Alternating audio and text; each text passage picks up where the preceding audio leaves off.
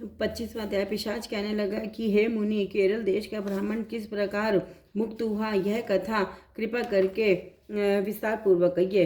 देवदूती कहने लगा, केरल देश में वासु नाम वाला एक वेद पारंगत ब्राह्मण था। उसके बंधुओं ने उसकी भूमि छीन ली, जिससे वह निर्धन और दुखी होकर अपनी जन्मभूमि त्याग कर देश विदेश में घूमता।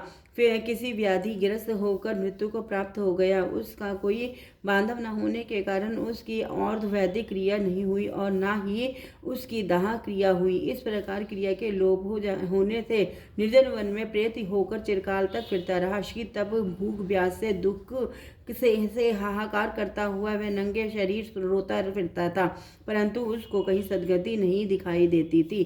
सर्वथा दान न देने से वह अपने कर्म फल को भोगता था। जो लोग अग्निमाहुति नहीं देते, भगवान का पूजन नहीं करते, आत्मविद्या का अभ्यास नहीं करते, अच्छे तीर्थों में विमुख रहते हैं, जो दुखी लोगों को सुवर्ण वस्त्र तांबुल रत्न फल और तथा जल नहीं देते, तथा छल कपट से जीविका प्राप्त करने वाले, दूसरों तथा स्त्रियों का धन हरने वाले, पाखंडी, कुटिल, चोर, बाल वृद्ध और तथा आतुर और स्त्रियों पर निर्दयता करने वाले, आग लगाने वाले, विष देने वाले, झूठी गवाही देने वाले, कुमार्ग पर चलने वाले, माता पिता भाई बहन संतान तथा अपनी स्त्री का त्याग करने वाले, जो सब तीर्थों में दान लेते हैं, पालन करने वाले, स्वामी को त्यागने वाले, और गौर तथा भूमि के चोर, वेदों की निंदा करने वाले, वृथा द्रोह करने वाले, प्राणियों की हिंसा करने वाले, देवता गुरु की निंदा करने वाले, यह सभी बारंबार प्रेत पिशाच राक्षस और बुरी योनियों में जन्म लेते हैं।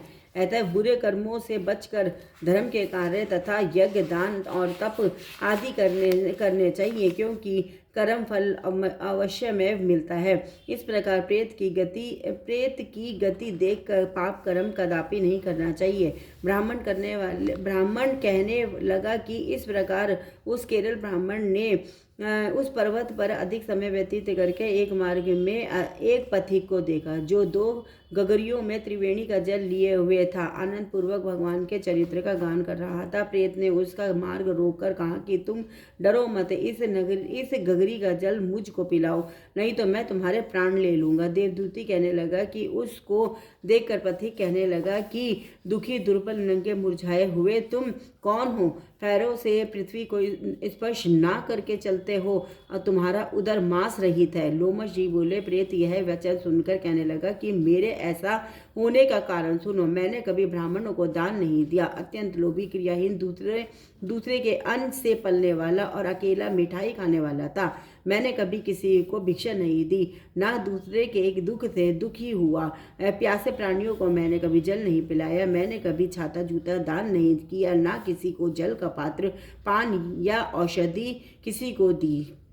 ना मैंने अपने घर में कभी किसी अतिथि को ठहराकर उसका सत्कार किया। अंधे, वृद्ध, अनाथ और दीनों को मैंने कभी अन्न से संतुष्ट नहीं किया, और ना किसी रोगी को मुक्त किया, ना कभी ब्राह्मणों को दान दिया, ना कभी अग्नि में हवन किया।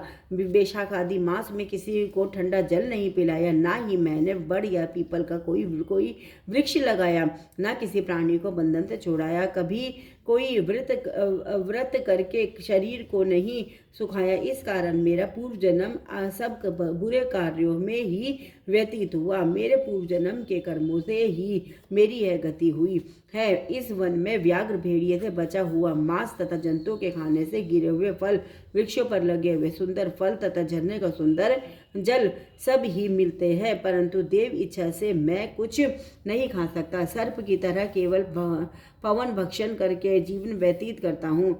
बल, बुद्धि, मंत्र, पुरुषार्थ से लाभ, हानि, सुख, दुख, विवाह, मृत्यु, जीवन भोग रहा तथा वियोग में केवल भाग्य ही कारण होता है।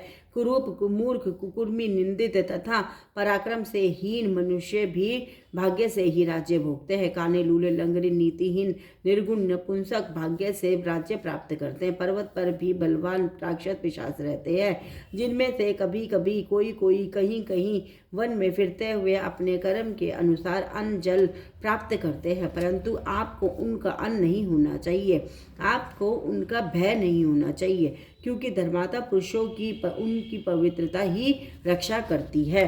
निग्रह नक्षत्र देवता सर्वत्र धर्मात्माओं की रक्षा करते हैं। यह पिशाच आप जैसे भक्त की आँख की तरफ आँख उठाकर भी नहीं देख सकते।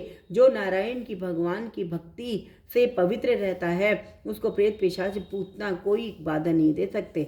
भूत बेताल पिशाच गंधर्व काकिन शाकिनी ग्रह रेवती यज्ञ मात्र ग्रह भयंकर ग्रह कृत्या सर्प कुष्मांड तथा दूसरे दुष्ट जंतु पवित्र वैष्णव की तरफ देख भी नहीं सकते। जिसकी जीवा पर गोविंद का नाम हृदय में वेद तथा श्रुति विद्यमान है, जो पवित्र और दानी है, ऐसे आपको कभी भय नहीं हो सकता।